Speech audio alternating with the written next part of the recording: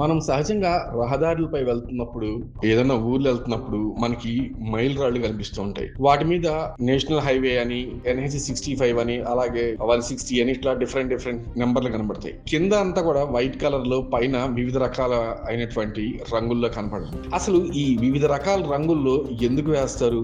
అసలు వాటి ఎందుకు ఏంటి అర్థం అని కనుక మనం చూసినట్లయితే, చాలా వరకు మనకి నేషనల్ హైవేస్ మీద కింద వైట్ కలర్ తోటి ఇంకా ఎన్ని కిలోమీటర్లు ఉంది అని రాసి పైన పసుపు రంగు వేస్తారు. ఈ పసుపు రంగు వేసినవి ఏంటంటే, పసుపు రంగు మైలురాయి జాతీయ రహదారులు, నేషనల్ హైవేస్ ని సూచిస్తుంది అనమాట. ఈ రోడ్లు రాష్ట్రాలను అలాగే ప్రధాన నగరాలను ఇవి కనెక్టివిటీకి ఉంటాయి. ఇక ఆకుపచ్చ రంగు మైలురాయి కనుక ఉంటే ఆ రహదారులు రాష్ట్రం పరిధిలో అని అర్థం అనమాట.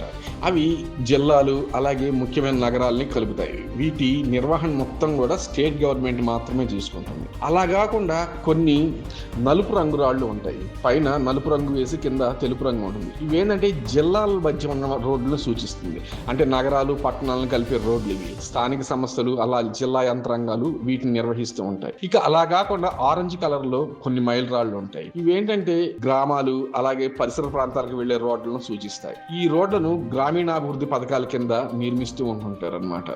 ఇక ఎరుపు రంగు ఉంటాయి. ఈ ఎరుపు రంగు మైలు రాళ్ళు కనుక తీసుకుంటే ఇవి రైల్వే లైన్లు గానీ, రైల్వే క్రాసింగ్లు గానీ ఏమన్నా ఉంటే అక్కడ ఎరుపు రంగు రాయిని వేసి ఇన్ని కిలోమీటర్లు రైల్వే క్రాసింగ్ ఉందని అక్కడ మెన్షన్ చేస్తారు. ఇక నీలం కలర్, ఈ బ్లూ కలర్ ఏదైతే ఉందో ఇది గనక ఉంటే దాని సమీపంలో ఎయిర్పోర్ట్ ఉన్నట్లుగా మనం భావించాలన్నమాట. ఎయిర్పోర్ట్ కి దగ్గరలో ఈ నీలం కలర్ రాళ్ళు ఉంటాయి అన్నమాట. ఇక అలాగే గోధుమ రంగుతోటి ఉన్న రాయి గనక కనపడితే ఆ సమీపంలో పోర్టు గానీ లేదా కోస్టల్ పర్యాటక ప్రాంతాలు ఉన్నట్లుగా మనం తెలుసుకోవాలి. ఇక యాష్ కలర్, బూడిద రంగు ఉంటుంది. ఈ బూడిద రంగు కనుక ఉంటే దాని సమీపంలో ఏమన్నా వంతెనలు కానీ ఏమన్నా ఉంటే వంతెనలకు ముందున బూడిద రంగుతోటి వేస్తారనమాట ఈ స్టోన్స్ ని. సో చూసారు కదా ఫ్రెండ్స్, ఏ రాయి అక్కడ ఏమేమి నగరాలకి కనెక్టివిటీ ఉన్నాయి, ఎక్కడ దగ్గరలో ఏమేమి ఉన్నాయి అని సూచిస్తుందో.